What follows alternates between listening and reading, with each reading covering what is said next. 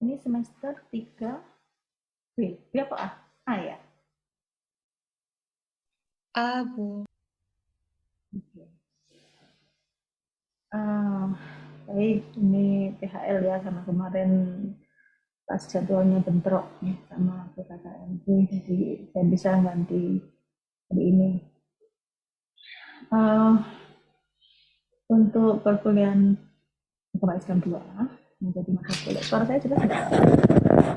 Kita putus-putus. Dengar, Bu.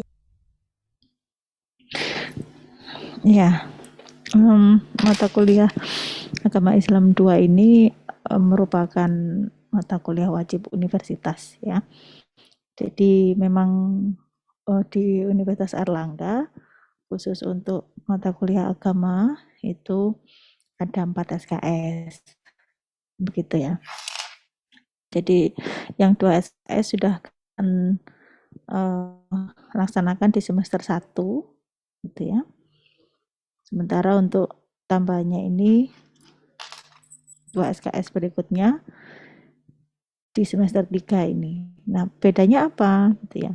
Kalau untuk yang agama 2 itu lebih membahas topik-topik atau tema-tema yang relate ya, yang relevan dengan prodi gitu ya.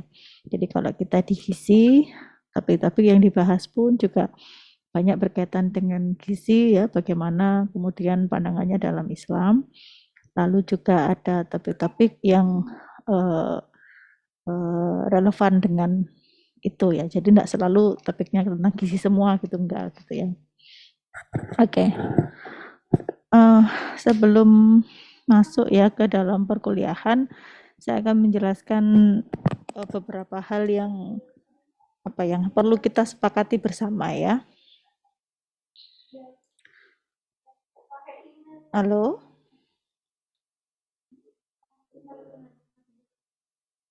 Kok gambar saya nge-freeze ya?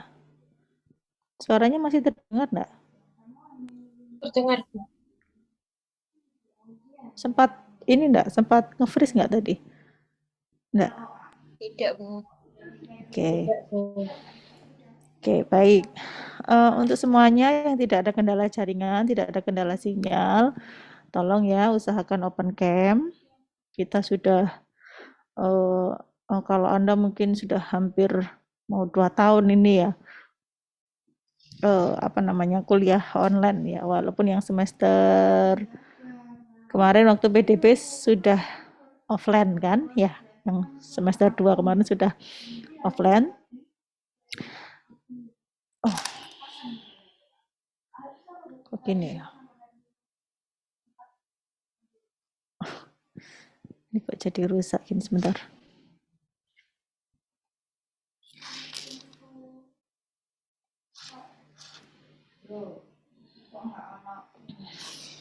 Oke. Nah, di mata kuliah agama Islam 2 ini nanti pengajarnya ya ada saya sebagai PJMK, kemudian ada Pak Farid. Pak Farid ini dosen di Departemen Kesehatan Lingkungan. Ya, kemudian ada Bu Yuli. Bu Yuli ini dosen di Departemen EBIOP Divisi Kespro. Kemudian ada Pak Ato ya, beliau dosen di Departemen Epidemiologi ya, Wakil Dekan 2 FKM. Jadi ini ada 4 orang dosen nanti yang akan sebagai pengajar di mata kuliah agama Islam 2 ini. Oke, dan minta tolong nanti PJ Mbak Noviana ya untuk mengingatkan dosennya setidaknya H-1 begitu ya. Untuk kontrak jadwal kuliah semua sudah saya sampaikan ke dosen masing-masing ya. Tapi ya tidak ada salahnya untuk diingatkan begitu ya. Oke, nah tujuan dari Anda nanti mengikuti kuliah ini ya, harapannya atau tujuannya adalah agar mahasiswa itu memiliki kompeten, ya, berkompeten untuk memberikan solusi terhadap problematika umat, khususnya masalah gizi dan kesehatan. Artinya dari sisi kognitif ya, dari sisi pengetahuan, dari sisi ilmu, itu kalian mumpuni ya untuk memberikan solusi permasalahan umat ya, khususnya di bidang gizi dan kesehatan. Pemikiran mahasiswa itu kan dikenal apa ya, daya kritis yang luar biasa, daya nalar ya, daya berpikir yang luar biasa, exchange. Nah, itu potensi-potensi mahasiswa yang memang harus ditunjukkan ya, bahwa kalian pun juga memiliki peran ya untuk setidaknya memberi solusi ya untuk umat. Itu dari sisi kognitif. Kemudian juga di ranah afektif ya, kalian itu juga memiliki perasaan yang tinggi terhadap nilai-nilai Islam gitu. Suka, tidak suka, benci, ya tidak benci, itu semua dasarnya adalah Islam. Kita menjadikan Islam itu sebagai standar, ya. Perasaan itu kan apa ya? Kalau dibiarkan saja itu banyak memperturutkan hawa nafsu, ya kan? Nah, itu yang hawa nafsu itu yang kemudian harus ditundukkan ya dengan syariat, karena kalau kita tuh memperturutkan hawa nafsu, maka itu godaan setan yang lebih dominan gitu ya. Jadi kalau kita suka tidak suka pada satu perbuatan tertentu atau pada satu aktivitas tertentu, itu dasarnya apa? Dasarnya ya Islam gitu loh ya. Kemudian juga selain ranah afektif juga ranah psikomotor ya. Artinya kalau dari sisi ranah psikomotor itu mahasiswa setelah mengikuti kuliah ini, mahasiswa berperilaku Islami gitu ya. Berperilaku Islami itu tercermin dalam keseharian Anda, dalam sikap Anda, dalam ucapan ya maupun dalam perbuatan. Nah, itu Islami. Karena kita seorang muslim, tentu menjadi seorang muslim kan tidak hanya sekedar KTP-nya Islam kan gitu ya, tetapi Islam itu tercermin dalam pribadi kita, dalam keseharian kita, dalam ucapan kita, tutur kata kita, ya, perilaku kita. Itu semuanya nampak gitu. Orang itu bisa membedakan mana yang muslim, mana tidak gitu. Karena Islam itu spesifik. Ya, Islam itu spesifik. Nah, ini berperilaku Islami dimanapun kita berada. Ya, berperilaku Islami itu bukan hanya pas di masjid saja atau pas di majelis pengajian saja, enggak gitu ya.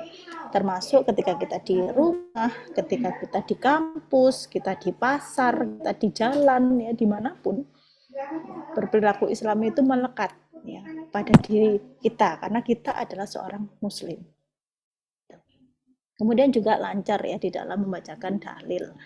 Nah, termasuk di sini dalil-dalil baik yang ada di dalam Al-Qur'an maupun di dalam As-Sunnah ya. Saya harapkan semua mahasiswa ya, kalau misalnya nih belum lancar bacaan Al-Qur'annya, ya ada upaya untuk memperlancar. Ada upaya untuk belajar membaca Al-Qur'an dengan lancar seperti itu gitu ya. Dan membaca Al-Qur'an itu kan sebenarnya bukan hanya dibaca saja ya. Al-Qur'an itu tidak hanya sekedar untuk dibaca saja, tapi juga untuk kita pelajari, terlebih juga untuk kita amalkan dalam kehidupan kita sehari-hari. Ya. Oke, nah ini adalah dampak perkuliahan ya. Jadi setelah mengikuti kuliah ini, mahasiswa itu diharapkan senantiasa termotivasi untuk menuntut ilmu, termotivasi untuk mencari thaqafah Islam. Ya, Anda itu tergerak ya, termotivasi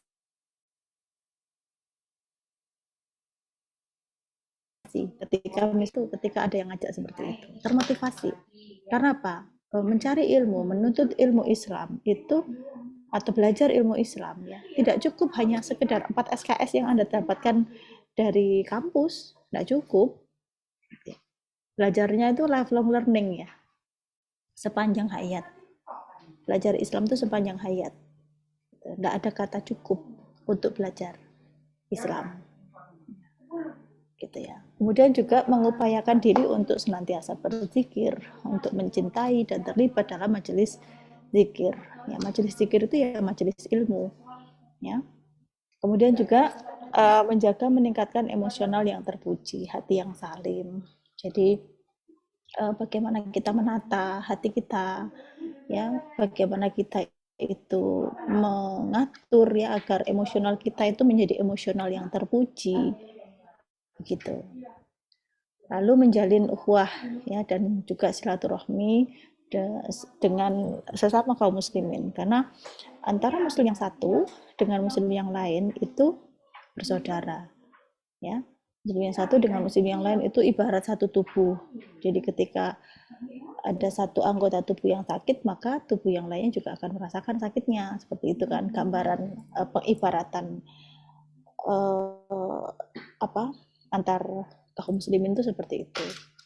Kemudian juga memiliki bekal pandangan pemikiran yang lurus gitu ya terhadap akidah dan juga Islam. Nah, di sini ya, pandangan yang lurus terhadap akidah. Akidah itu adalah pondasi, ya.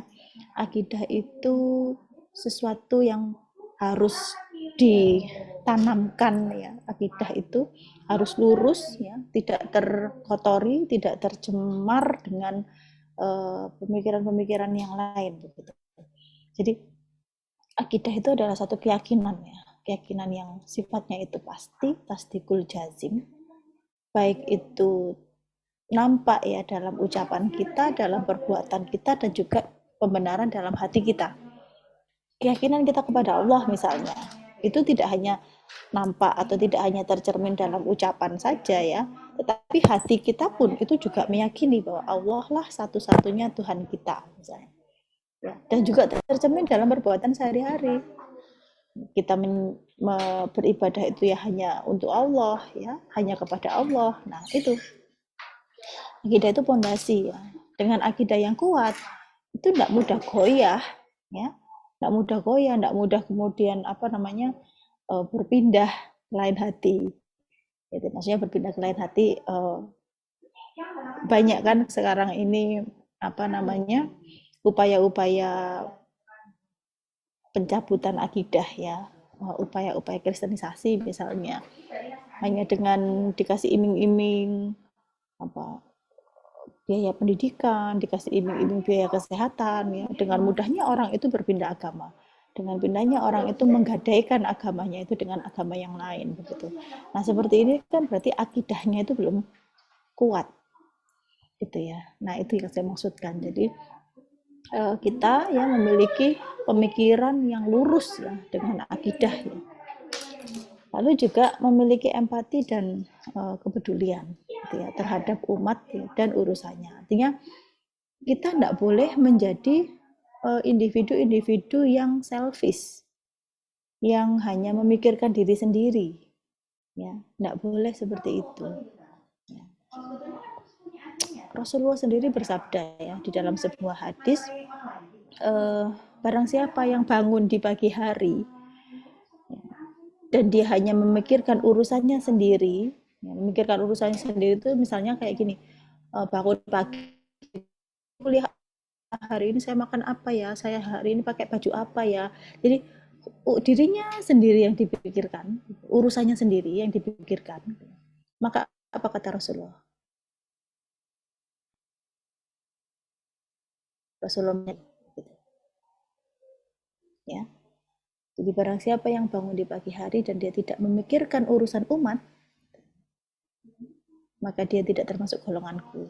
Begitu sabda Rasulullah. Nah, kalau bukan termasuk golongan Rasulullah, terus kita mau menjadi golongannya siapa? Kan gitu. Kita kan umatnya Rasulullah Muhammad. Rasulullah Muhammad itu nabi sekaligus rasul terakhir. Gitu ya. Tidak ada nabi lagi setelah itu. Nah, ini ya. Itu salah satu bentuk celaan ya dari Rasulullah kepada orang-orang yang hanya memikirkan urusannya sendiri, tidak memikirkan urusan umat. Padahal umat itu butuh kepedulian dari kita. Ya. Setidaknya kita mendoakan, itu yang paling ringan, yang paling mudah, yang paling ini. Ya, dari sisi kepedulian tadi. lalu memiliki semangat ya untuk berdakwah. Nah, semangat berdakwah di sini kita mempelajari Islam. Tentu selain untuk diri kita sendiri, untuk kita aplikasikan ya pada kehidupan kita sehari-hari, juga untuk kita sampaikan kepada yang lain. Nah, balighu anni walau ayah, sampaikanlah walaupun hanya satu ayat. Artinya apa?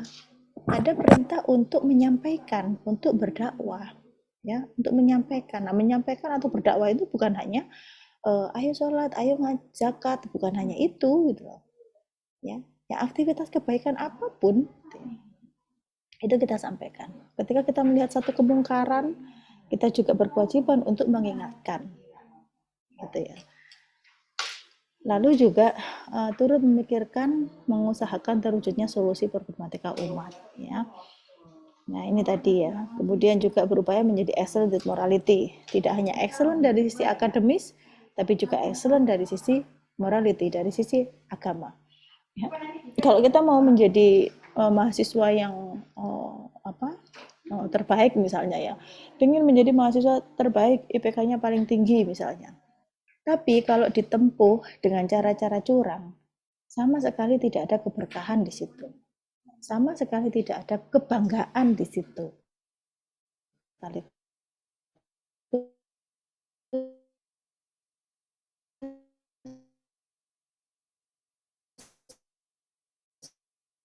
cara di apa yang pada gitu. Oke, nah ini untuk strategi kuliahnya nanti jadi langsung peserta atau kelompok presenter ya, kelompok presenter itu kemudian mempresentasikan topiknya ya. Mempresentasikan topiknya, kemudian dilakukan diskusi ya, tanya jawab. Nah, baru kemudian sesi terakhir ada ceramah yang dilakukan oleh dosen untuk melakukan klarifikasi ya, untuk melakukan atau bahkan mungkin meluruskan misalnya kalau ada jawaban-jawaban dari diskusi tadi itu yang kurang tepat misalnya begitu ya. Nah, itu nanti seperti itu modelnya. Nah, jadi nanti langsung setelah dibuka, kuliahnya setelah dibuka oleh dosen, kemudian langsung diserahkan kepada moderator. Nah, moderatornya adalah kelompok berikutnya. Gitu. Jadi ini nanti akan kita bagi kelas ini menjadi 6 kelompok. Gitu ya Mbak Novi ya. Jadi dibagi menjadi 6 kelompok. Nanti masing-masing kelompok akan kebagian 2 topik. Satu topik sebelum UTS, satu topik setelah UTS. Begitu, untuk dipresentasikan. Nah, presentasinya itu bukan sekedar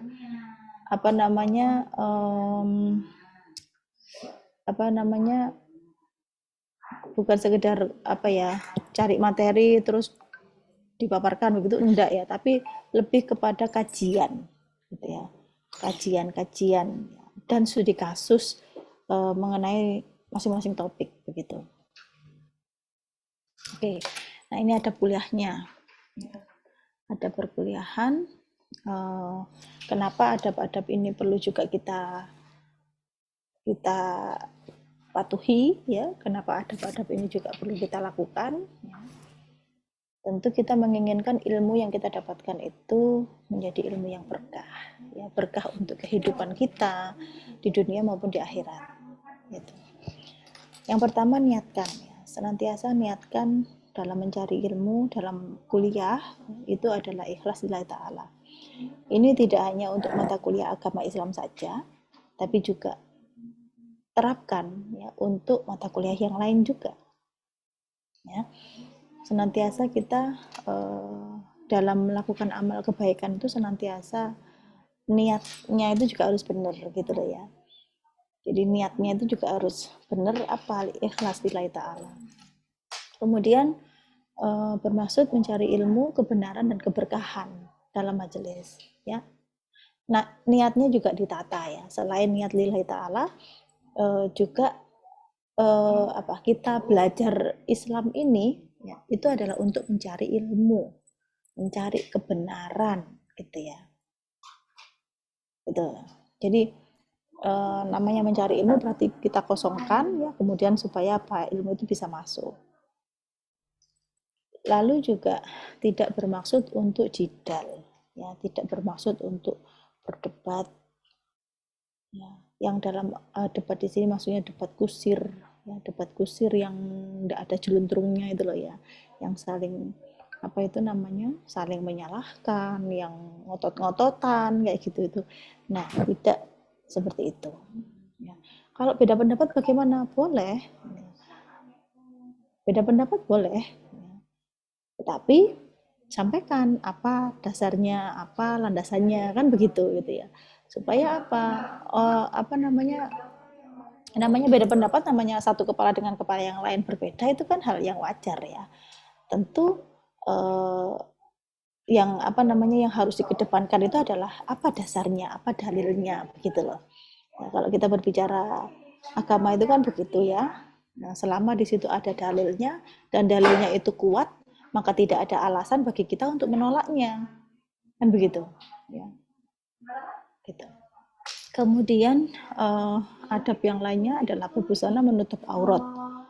Ya, berbusana menutup aurat, sopan, rapi, gitu ya, baik yang perempuan maupun yang laki-laki semua menutup aurat, ya, berpakaian sopan, rapi. Kalau di saat ini sih saya nggak tahu ya, atasnya mungkin pakai kerudung, bawahnya nggak tahu, atau nggak kelihatan, nggak apa-apa, gitu ya. Tapi kalau pas perkuliahan offline ya, itu kan nampak semua nanti begitu ya. Jadi menutup aurat. Ya. Kemudian membawa catatan ya dalam setiap kegiatan perkuliahan. Ini digunakan untuk mencatat hal-hal penting yang supaya tidak terlewat begitu ya. Jadi jangan hanya mengandalkan apa yang ada di PPT. Oh, sudah ada di PPT, jangan mengandalkan begitu. Tapi Anda juga perlu ya mencatat hal-hal yang penting yang mungkin tidak ada di PPT atau hal-hal yang penting yang disampaikan oleh dosen misalnya. Nah, itu bisa kalian tulis ya. Mengambil tempat terdepan ya, jika belum terisi. Nah, ini kalau misalnya duduk mestinya rebutan tuh rebutan di depan gitu ya, bukan rebutan yang duduk di belakang begitu.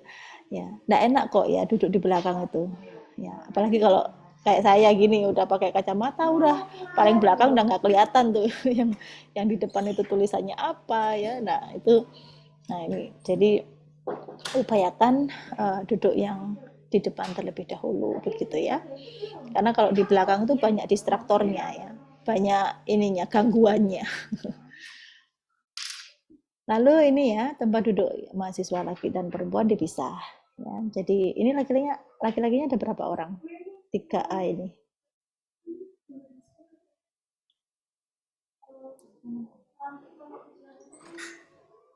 Ada berapa orang?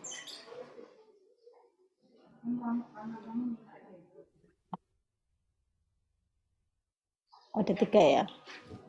Kok kalian nggak bersuara sih, Rek? Siapa aja? Coba yang laki-laki siapa? Coba. Saya Ibu. Sopo ngomong saya itu sopo. Agung. Agung. Siapa lagi? Saya Bu Ikhwanul. Ikhwanul. Agung, Ikhwanul. Sama lagi?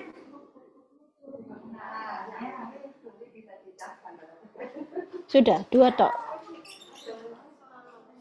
Satunya Nanti ada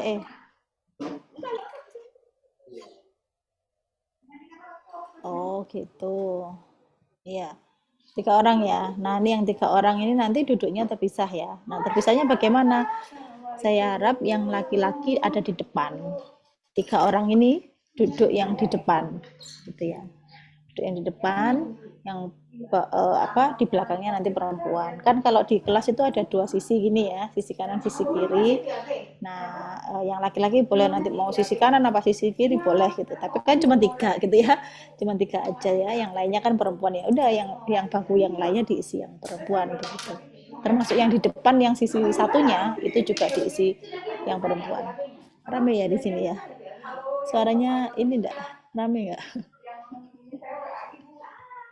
Banyak mahasiswa soalnya. iya Bu. Iya. Maaf ya. Oke, baik. Itu ya nanti aturan perkuliahannya. Kemudian berdoa sebelum memulai perkuliahan. Jadi berdoa dulu ya, karena setiap aktivitas kebaikan itu senantiasa kita wali ya dengan berdoa, ya kan? Anda mau makan kan ada doanya, mau tidur ada doanya, ya kan? Mau masuk masjid ada doanya. Apapun hal-hal itu diawali dengan berdoa dan diakhiri pula dengan doa, kan begitu. Termasuk dalam hal belajar, menuntut ilmu, gitu ya. Itu pun juga diawali dengan berdoa, diakhiri pula dengan berdoa, begitu. Kemudian menyimak materi, ya. Menyimak materi, mendengarkan. Jadi kalau ada temannya yang presentasi itu diperhatikan, ya, dicatat hal-hal yang penting. Ya kayak kuliah itu ya kayak gitu loh ya. Jadi kuliah itu enggak cuma duduk, diem, dengar, terus apa gitu, cuman duduk diem saja enggak gitu ya. Tapi kita perlu apa ya, memperhatikan, hargai ya teman-teman kalian yang presentasi di kelas itu dihargai lah ya. Kalau mereka presentasi kalian ribut sendiri itu kan juga tidak menghargai forum itu namanya. Ya. Kemudian juga bertanya ya kalau ada hal-hal yang tidak dimengerti dengan cara yang sopan gitu ya. Namanya juga ada adab ya, semuanya itu ada adabnya ya. Kita dalam memberikan materi, kita dalam menanyakan ya, semua itu ada adabnya. Gitu ya. Jadi sopan santun itu senantiasa kedepankan ya kepada siapa saja. Ya, sopan santun itu dikedepankan. Karena kita itu melihatnya dari manner ya. Sikap seseorang itu terlihat dari situ gitu ya. Gitu ya. Menerima saran ya, baik dari siapapun. Jadi kalau ini adalah saran yang baik atau nasihat yang baik ya diterima dari siapapun. Gitu ya. Dalam sebuah hadis ada apa namanya, undur makola wala tandur mankola gitu ya. Jadi lihatlah apa yang disampaikan, jangan melihat siapa yang menyampaikan. Gitu ya. Jadi ini juga menjadi hal yang patut untuk kita jadikan pelajaran ya, bahwa siapa saja, siapapun, bahkan anak kecil, gitu ya, misalnya. Tapi apa yang dia sampaikan itu adalah hal yang baik, maka tidak ada alasan bagi kita untuk menolaknya gitu loh ya. Jadi saran baik dari siapapun, kalau itu saran yang baik ya udah terima begitu ya. Sekalipun bisa jadi saran itu nyelekit gitu ya. Saran itu bisa jadi kan tidak semua saran itu sesuai dengan diri kita kan gitu ya.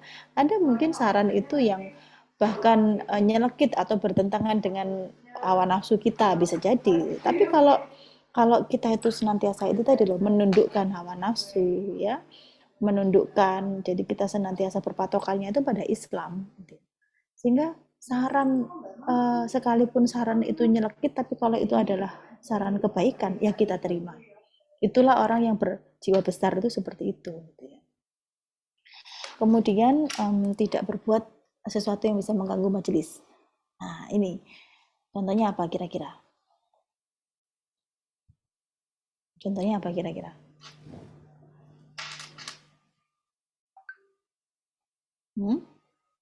Ramai sendiri, Bu, berbicara sendiri. Ramai sendiri, berbicara sendiri, ya. Bikin forum dalam forum gitu ya, main HP sendiri gitu ya. Tidak memperhatikan forum. Jadi itu adalah perbuatan-perbuatan yang bisa mengganggu majelis. Nah, hindari yang seperti itu ya. Ya, jadi adabnya itu memang begitu. Begitu Anda masuk kelas, dosennya datang, HP silent, masukkan tas. Udah gitu ya. Jadi seperti itu ya. Karena apa, HP itu bisa menjadi distraktor ya, menjadi apa, gangguan gitu. Jadi banyak gangguan nanti bisa bisa mengalihkan gitu ya. Kalau itu tadi. Jadi gangguannya bisa banyak gitu.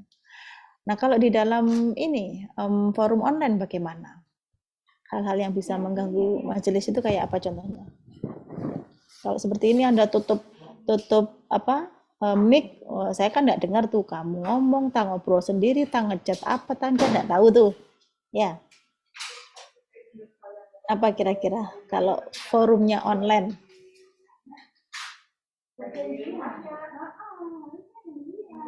Hmm? Kalau forumnya online gini kan, ini kan apa? Anda menatap layar laptop ya, nggak tahu tapi yang dibuka. Zoom-nya dinyalain tapi sambil nggak tahu lihat drakor ta, lihat YouTube ta apa. Nah, itu juga mengganggu majelis gitu. Walaupun dari saya nggak kelihatan. Di saya nggak kelihatan, tapi nampak ada mungkin kapan itu ya, ada yang kuliah sebenarnya dosennya sebenarnya bicara ya kayak gini, artinya ndak ada yang lucu-lucunya, tapi kenapa kok saya lihat di foto yang maksudnya di ini ya, di kameranya itu kok dia ketawa-ketawa sendiri, padahal saya ndak lagi ngelucu, saya ndak lagi buat joke gitu ya. Tapi kenapa kok dia ketawa-ketawa sendiri? Kan berarti kan ada yang lain kan? Ada yang dilihat yang lain gitu, nggak tahu apa gitu ya. Nah, itu juga bisa mengganggu majelis begitu ya. Jadi intinya ketika kita itu menerapkan adab kuliah ini itu ya untuk diri kita sendiri kok sebenarnya. Ya, kembali kepada bahwa kita menginginkan keberkahan ilmu, gitu ya. Ya, lakukanlah adab-adab ini. Ya, karena seorang muslim itu tidak lepas dari adab kok, apapun gitu ya. Anda mau makan saja, kan ada adabnya, tidak sembarangan, ya kan? Mau makan, adabnya apa? Tangan kanan, baca bismillah, ya kan? Sambil duduk, makannya pelan-pelan, nggak buru-buru, itu adab-adab makan, sehingga makannya itu berkah, gitu kan? Semua itu ada adabnya. Ya, itulah indahnya Islam, begitu. Kemudian diakhiri ya dengan ini, ditutup dengan doa penutup. Gitu ya. Kalau tadi kan di perkuliahan, nah nanti ditutup. Seperti apa doanya?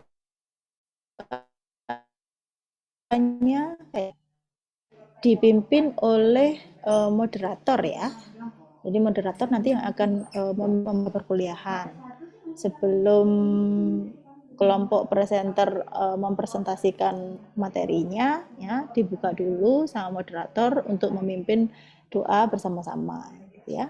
Allahumma inni a'udzubika an adilla udalla au azila uzala au adima udlama au ajhala au yujhala alayya. Gitu ya. Ini untuk doa pembukaannya. Lalu doa penutupnya. Nah, untuk doa penutupnya nanti bisa langsung dipimpin oleh dosen. Karena dosen nanti yang closing ya, yang meng-closing, lalu meluruskan misalnya kalau ada hal-hal yang kurang tepat ya, atau nambahi jawaban atau apa saja. Yang penting kan dosen yang bagian closing. Setelah presentasi dan diskusi selesai, dosen closing sekaligus nanti menutup ini ya, doa penutup perkuliahan ini. Subhanakallahumma wa bihamdik asyhadu an la ilaha illa anta astaghfiruka wa atubu ilaik. Tolong doa pembuka dan penutup perkuliahan ini dihafalkan. Ya.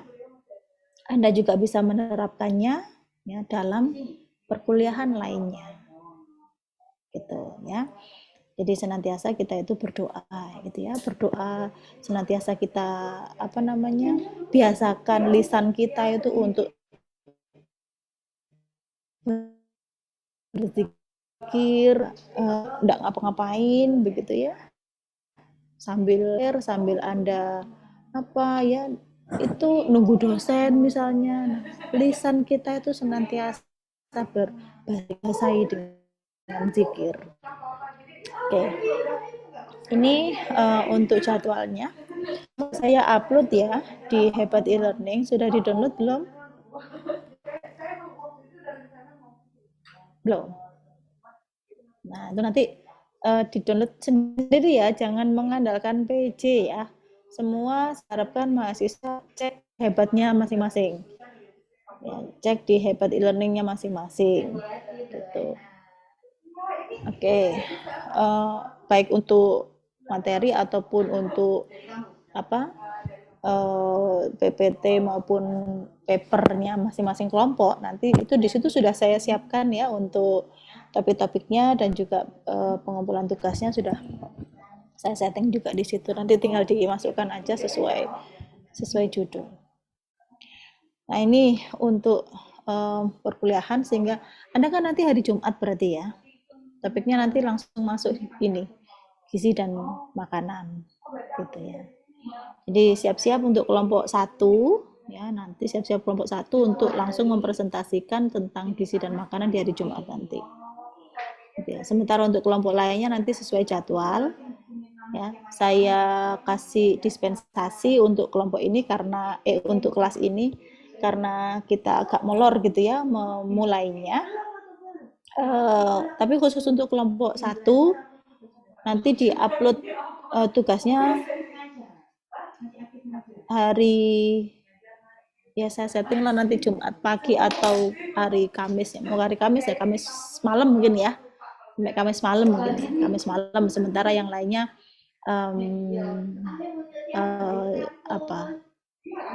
yang lainnya bolehlah hari Jumatnya gitu. Jadi semua dilakukan di minggu ini begitu ya.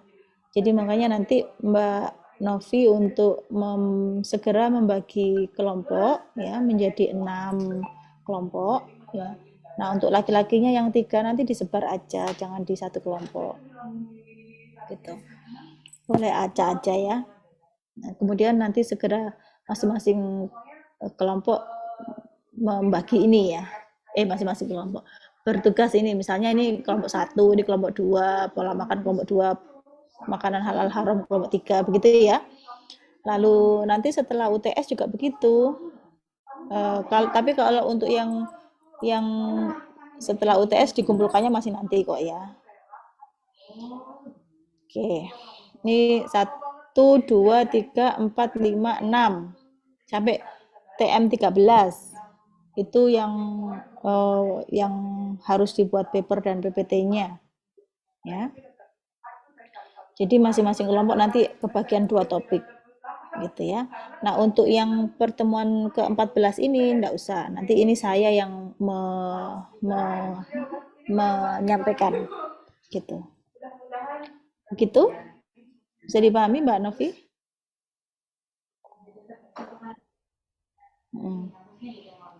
Baik. Nah, ini nanti untuk pembagian kelompoknya ya. 6 kelompok, ada 12 topik, masing-masing kelompok mengerjakan 2 topik. Nah, untuk dan pengumpulan tugasnya untuk semua kelompok ini, kelompok 1 sampai 6 ya, itu 1 minggu setelah perkuliahan pertama. Gitu ya. Jadi kalau ya hari Kamis malam ya, Kamis jam 23 tank itu, 24 tank itu dibuka hebatnya. Jadi segera saja di-upload ya untuk disusun. Untuk papernya tolong jangan sekedar copy paste ya. Penyusunan paper itu harus disertai dengan sumbernya ya, dan lakukanlah parafrase gitu ya. Jadi lakukan parafrase. Ini untuk materi yang sebelum UTS bisa dikumpulkan ini ya, maksudnya 1 minggu setelah perkuliahan pertama begitu. Kemudian untuk yang setelah UTS itu nanti bisa dikumpulkan H-1 sebelum kuliah TM 8 gitu ya. Ini untuk moderator dan notulennya dari kelompok presenter berikutnya ya. Nah, misal nanti kelompok 1 maka moderator dan notulennya dari kelompok 2. Begitu seterusnya. Oke, seperti ini contoh notulensinya. Ya. Ditulis di sini ya, hari moderator ya, kelompok 1 namanya siapa saja, dituliskan di sini judulnya apa ya. Lalu siapa penanya, dari kelompok mana, siapa yang tanya, ya. Kemudian pertanyaannya apa ya. Lalu yang jawab siapa, yang jawab ini ya dari kelompok penyaji ya maksudnya. yang jawab siapa. Tapi kalau misalnya ada kelompok lain yang menambahkan, ya itu juga ditulis di sini. Siapa yang jawab gitu ya. Barangkali kan ada kelompok lain yang membantu untuk menjawab pertanyaan tersebut. Nah, itu nanti dituliskan juga siapa yang menjawab. Jawabannya apa. Lalu komentar ulasan dosen apa. Seperti ini nanti untuk notulensinya. Dan notulensinya ini dikumpulkannya H plus 1. H plus 1 ya. H plus 1 setelah kuliah dilakukan. Jadi kalau misalnya kuliahnya Jumat, berarti Sabtu setidaknya dikumpulkan. Itu nanti dimasukkan juga di oh bukan ya, kalau di Hepat e-learning mungkin sudah ditutup ya. Atau gini aja ya, dimasukkan mana ya? Ini diketik ya. Maksudnya nanti saya terima apa namanya dalam bentuk file aja supaya lebih supaya terfiling aja gitu. Kalau berupa lembaran kertas kan nanti bisa hilang gitu ya. Oke, boleh dikirim melalui WA atau email, boleh lah gitu ya. Gitu. Kalau misalnya yang mengajar dosen yang lain, ya, maka notulensinya ini dikirimkan juga ke dosen pengampunya, plus ke saya sebagai PJMK, gitu ya. Jadi dikirim ke dua orang, gitu untuk notulensi. Oke, nah ini penilaiannya. Problem base 50%, jadi ini porsinya memang besar ya, karena nanti ini saya bisa melihat dari kajian problem yang Anda susun dari topik sebelum UTS dan topik setelah UTS. Nah, itu nanti di sini. Plus keaktifan, soft skill di sini masuk. Nah, itu di sini problem base. Lalu tetap ada UTS UAS ya, yang porsinya lebih kecil gitu ya, 25-25. Ujiannya essay. Oke. Nah, untuk nama kelompoknya nanti tolong dikirim ya ke email saya, ini email saya. Atau bolehlah nanti notulen-notulen juga dikirim aja ke email ya.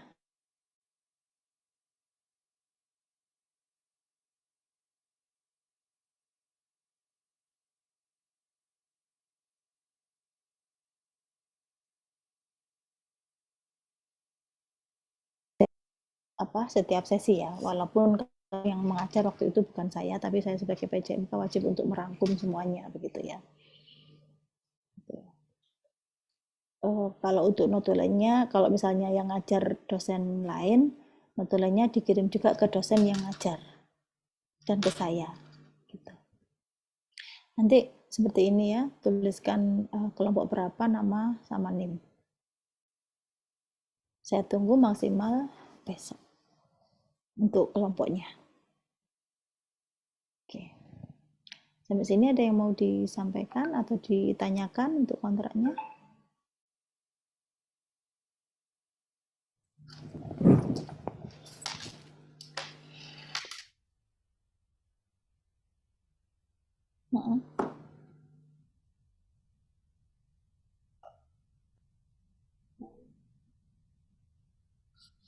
Dua-duanya, paper dan PPT-nya. Perwakilan aja, perwakilan dari kelompok aja yang mengirimkan ya.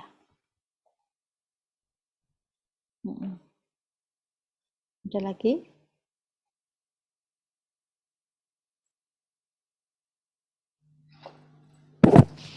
Cukup?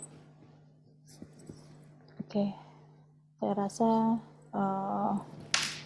kalau tidak ada lagi yang disampaikan ya untuk kontrak seperti ini ya.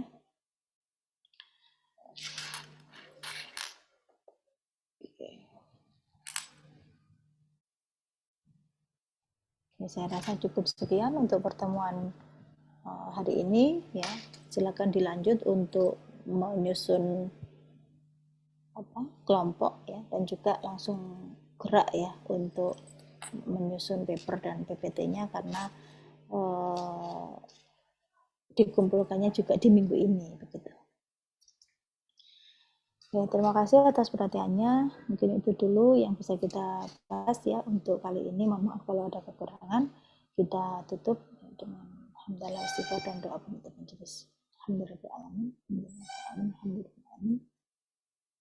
Astaghfirullahaladzim, astaghfirullahaladzim, astaghfirullahaladzim. Subhanakallahumma wa bihamdika asyhadu an la ilaha illa anta astaghfiruka wa atubu ilaik. Assalamualaikum warahmatullahi wabarakatuh. Waalaikumsalam warahmatullahi wabarakatuh. Terima kasih. Sama-sama.